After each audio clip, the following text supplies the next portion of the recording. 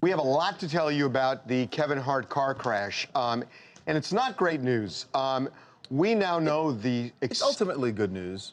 I think it will ultimately be good news. The only reason I say that is because a lot of people are concerned that Kevin, what kind of injuries he suffered, we now know, and they are extremely severe.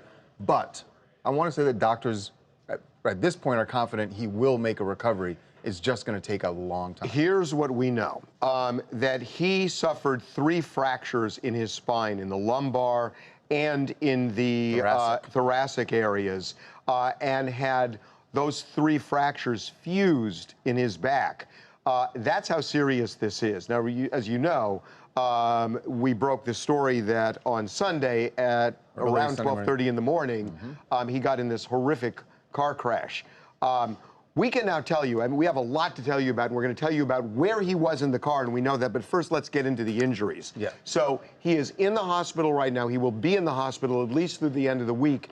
He is going to have months of physical therapy and recovery. But even before he gets to that, the other thing is that what he's going through right now, of course, we told you that he had the surgery Sunday night, but since then, he has been in, we are told, excruciating pain, and that he is heavily medicated and sedated right now because he just has to be to endure the pain that he's going through right now in the recovery after the surgery. 3 fractures in your spine. I mean, it's very serious. And also, if you consider, you know, what we found out about the fact that in the car, which is the 1970 Plymouth, that there were only lap belts, it makes sense why the back injuries were as serious as they are, because Harvey, as you mentioned, you know, 3 fusions, that's very serious. That's a very extensive. What you said, Sean, about the belts is very important. And that's going to get into what we now know about the accident, because we know a lot. So, you know, as Sean said, a 1970 car. Yeah, they did not get, for some reason, they didn't get a safety harness installed when they rebuilt the car. Yeah.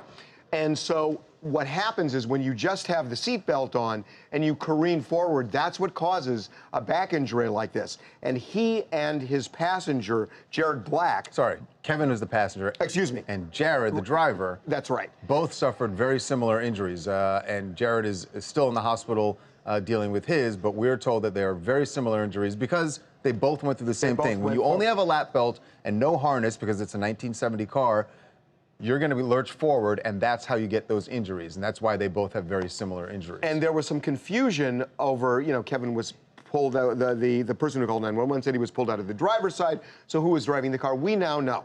Jared was absolutely driving the car. Kevin was a passenger. Here's how we know it. Number one, we are told by law enforcement, by CHP sources, that when they arrived, they literally had to cut portions of the car out to extract Jared from the driver's seat. Well, and not only that, he was pinned in that position. It wasn't just that he couldn't get out, it's that he physically couldn't move, you know, and so there was a lot of speculation. And the speculation was that they might have switched seats. Right. No, he was pinned in that seat to where he couldn't do it. Now, the second thing is his injuries, that he has injuries showing impact from his steering wheel. Right. Kevin does not. So it's very clear, the CHP says there is no doubt in their mind, Kevin was not driving the car. There was a lot of speculation about this. Why did Kevin leave the scene? We still don't really have an answer on that, but he was not the driver. But we can also say that there's no criminal investigation going on at this point. Even though we did get photos of CHP officers on the scene of the accident on Wednesday, you know, several days after the accident, we were told that they were just sort of doing routine due diligence, looking at the site and taking measurements. Yeah. And the driver, Jared, they tested him at the hospital. There was no drunk driving or anything like that. So, you know, what you say, it still puzzles me because, you know, Kevin may have been out of it, but it's odd to me that somebody with that kind of serious injury, they would take him out of the car, make him go up a hill, and then take him to the house rather than leaving him there. But to be fair, the bodyguard nor Kevin at that point knew that he had 3 fractures in his spine. Exactly. And when you're in the heat of something like this, you know, there's shock, there's a lot of things going on. It's not Kevin, it's a security. Why would security move him? But that's why you always say security, their job is to make sure that he is good. You don't know what was going through anybody's minds at that time. When you're in an accident that serious, guys, there's a lot of shock, there's a lot of just reaction in the moment. So all I'm saying is what that illustrates, that's the very reason why everyone learns in emergency training, you don't move someone until there are trained professionals, medical professionals there. Just one quick thing. When you think about this, you know, Kevin's going to be in the hospital for a while. He's going to have a lot of recovery and rehab. And we know that Kevin is literally like the hardest working person in Hollywood. And sought after. Yes. And so he has movies in pre-production.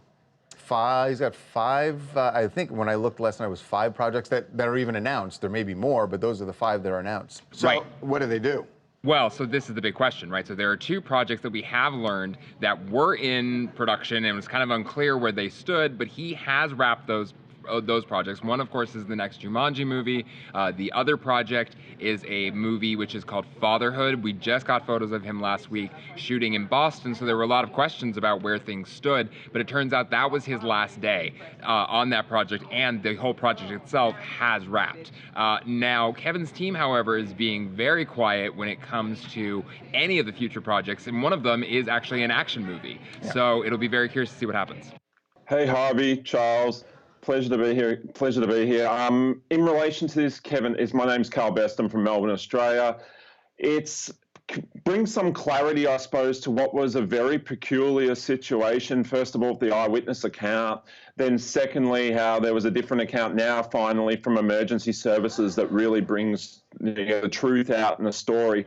I guess the main thing here is that, Kevin, I know this injuries are really, really serious, but at least, you know, it is a better case scenario than what otherwise could have happened, especially with the seatbelt situation. Yeah. And I'm just glad there was no one more seriously impacted, whether it be, you know, the driver, other parties involved than Kevin. It's just a good situation that everyone's come out, you know, in a state that is healthy. Yeah.